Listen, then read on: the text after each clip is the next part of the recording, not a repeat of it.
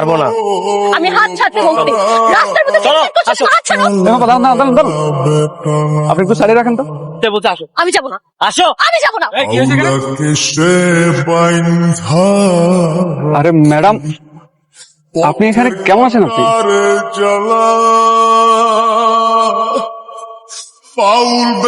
আপনার জামা কাপড়ের এই অবস্থা কেন? আর এখানে কি করছেন? আরে এই লোকটাকে, উনি কি আপনাকে উত্তক্ত করছে? ভাই সমস্যা কি আপনার? আপনি ওনাকে রাস্তার মধ্যে হাত ধরে টানাটানি করছেন কেন? আমি ওনার হাজবেন্ড। ম্যাডাম, আপনি বিয়ে করলেন কবে? ওনাকে ম্যাডাম ম্যাডাম করতেছেন কেন? আপনি চেনেন ওনাকে?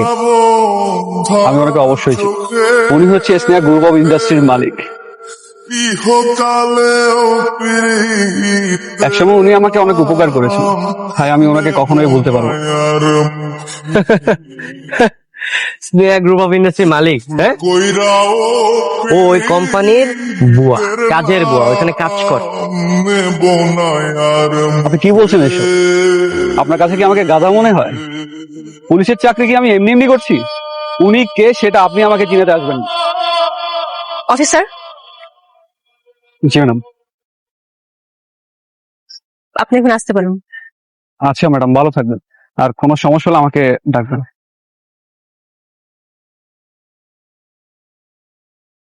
এই মামা চলো। উনি কি বললো? সেটা এখন আপনাকে বুঝতে হবে। আসি।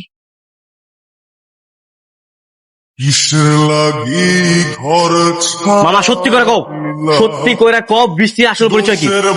আরে চুপ করে আছে কেন, বলো। তুই যেটা শুনছস সেটাই। সে আসলে স্নেহা গ্রুপ অফ ইন্ডাস্ট্রির মালিক।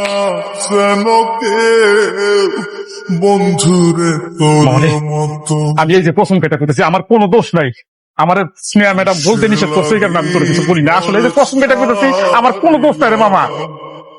দোষের ভাগী যত ওরে, একটা কথা মন থেকে সত্যি করে বলতেছি, বন্ধু পায় স্নেহা ম্যাডামের মতো যেন ভালো মানুষ পৃথিবীতে দ্বিতীয়টা পাবি না।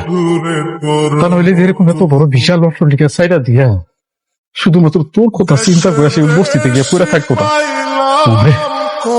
আমার এরকম মাইয়া পাওয়া ভাগ্যের বিষয়। তুই মায়ের ভুল বুঝিস না। একটা কর্তৃপতির মেয়ে হয়ে আমার মতো একটা সামান্য বস্তির ছেলের কাছে বস্তিতে দিনের পর দিন সংসার করছে। ও নিজের কোম্পানিতে কাজের বউ হয়ে কাজ করছে। আমি ওরে কেমনে বলবো মামা? যে কাজ কর, তুই এখন যা, ওই বস্তিতে গিয়া যেভাবে পারস তোর বউরে বুঝায় শুনে তোর কাছে ফেরত নিয়ে আয়, যা। এটা তার পসিবল না মামা।